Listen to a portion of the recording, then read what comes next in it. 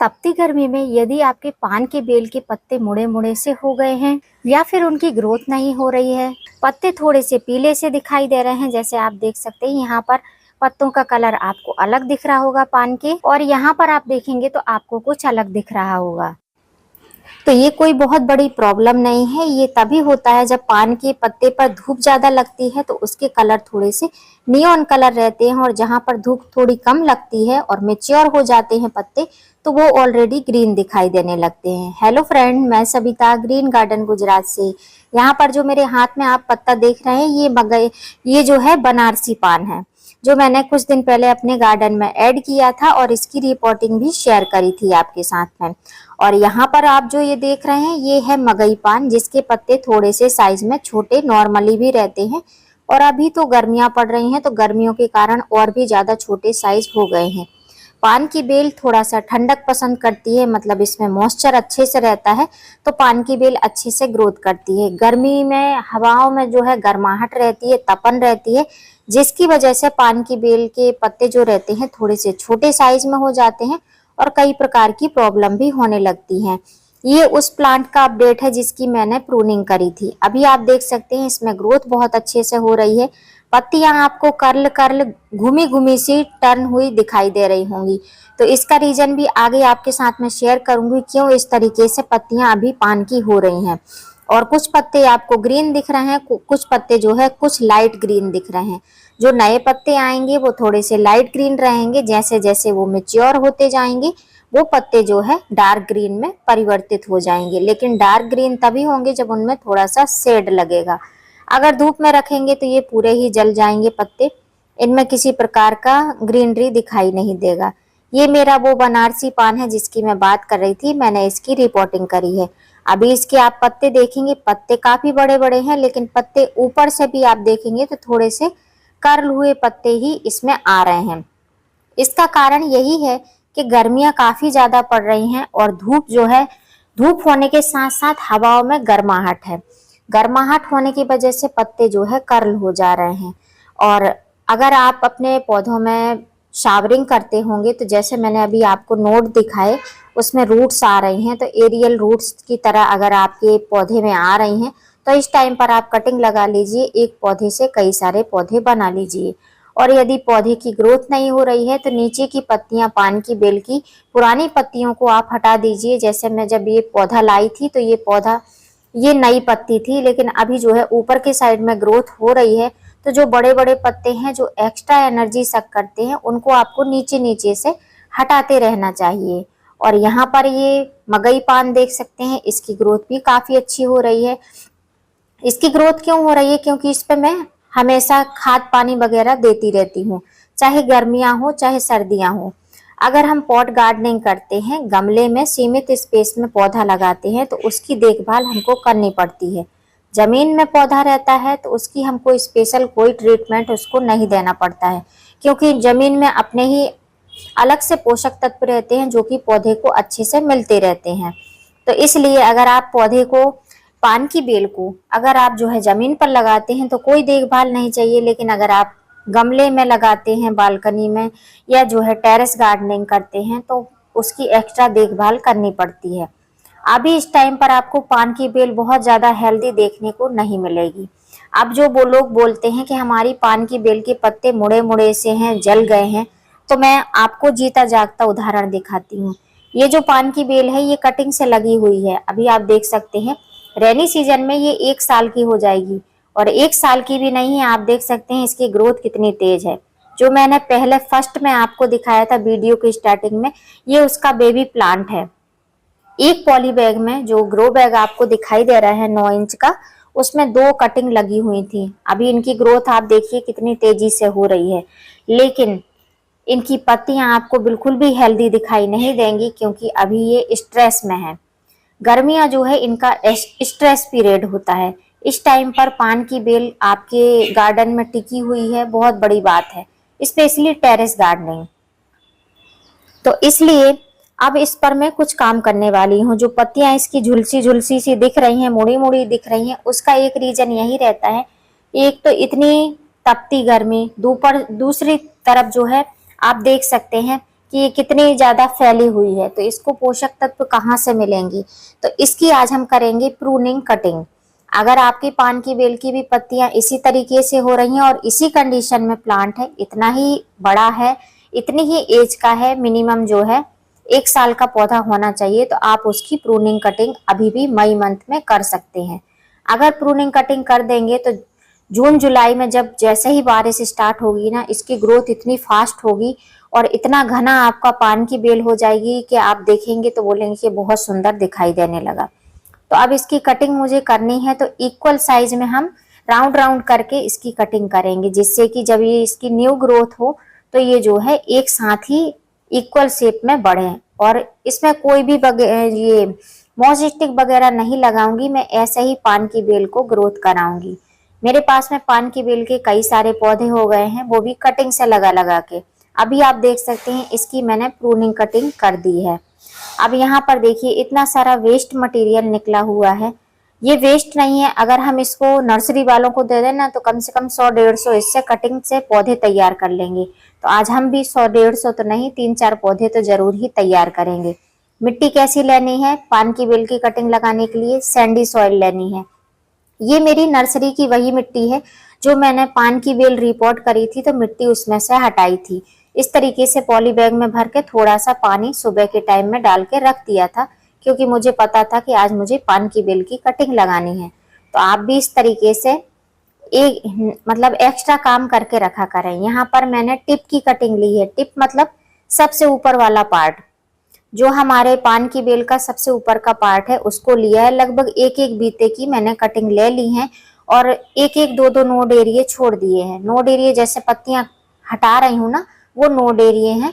तो जब हम मिट्टी में दबाएंगे तो 1 से 2 नोड एरिए मिट्टी में दबने चाहिए, तभी उसमें रूट अच्छे से बनेगी।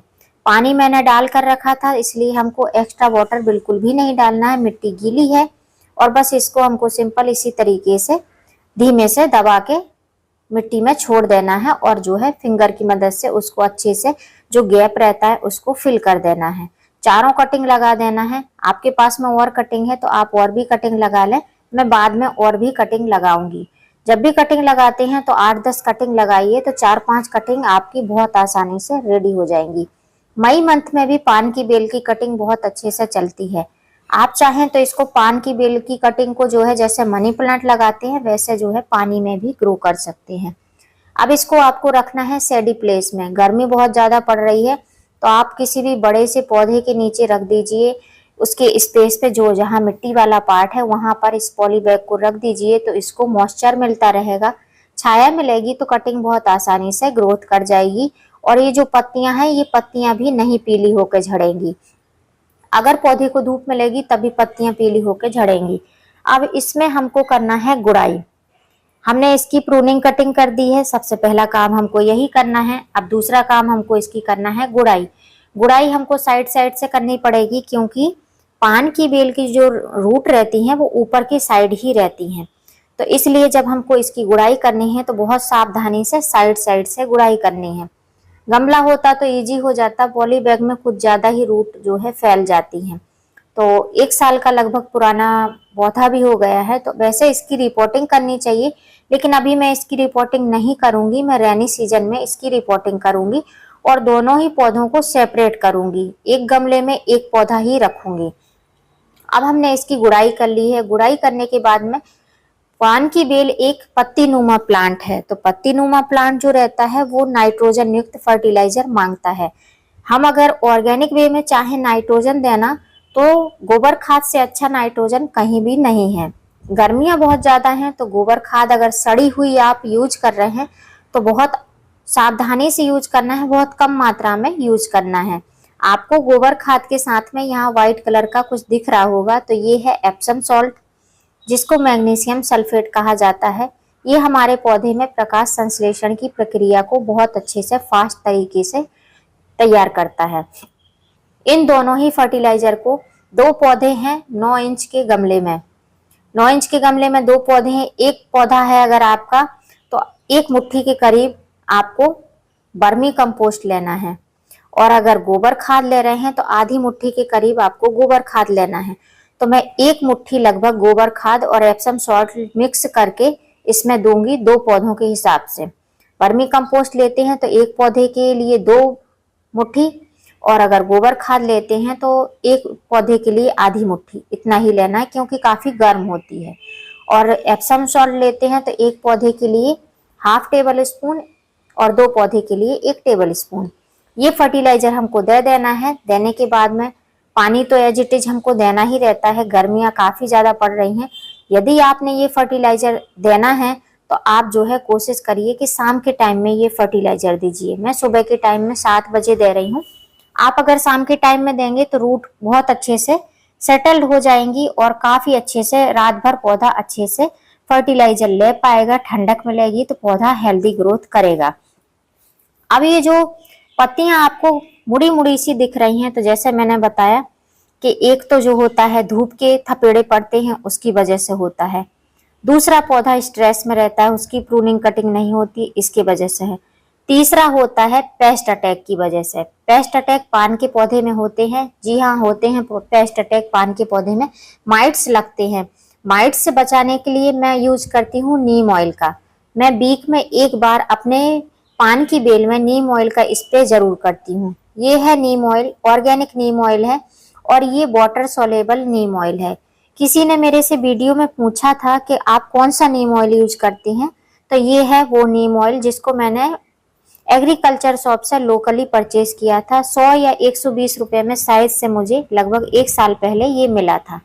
तो इसको 1 लीटर पानी में 1 टेबल स्पून मिक्स करके स्प्रे बॉटल में भर के शाम के टाइम में अच्छी तरीके से पत्ती के ऊपर के साइड भी, पत्ते के नीचे के साइड भी आपको स्प्रे कर देना है।